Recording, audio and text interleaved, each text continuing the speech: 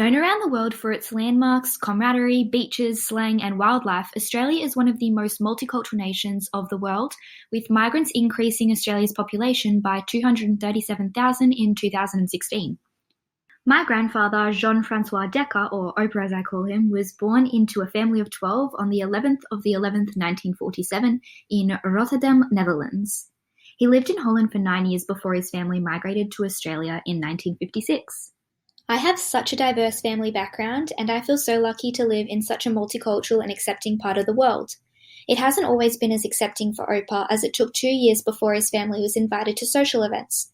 As this social exclusion ended, Opa recalls clearly the excitement he felt when his neighbours invited their family to a birthday party. Today, Opa's views on Australia as a diverse nation are strong, as he believes the wider community has an interest in learning about his and other cultural and historical backgrounds.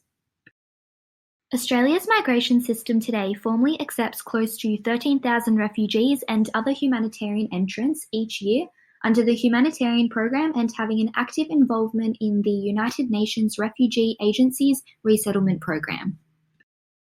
Australia's migration system today formally accepts close to 13,000 refugees and other humanitarian entrants each year under the humanitarian program and having an active involvement in the United Nations Refugee Agency's resettlement program.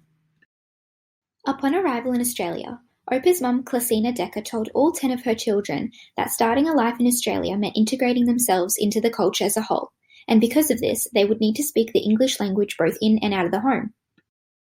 With 26.3% of the population born overseas, Australia's language statistics show that 20.8% spoke a language other than English in their homes in 2016. Keeping alive culture, traditions, practices, and religion all build the basis of our multicultural society. Although carrying through the Dutch language did not happen for Opa, the family focused on community gatherings to integrate their heritage into everyday life.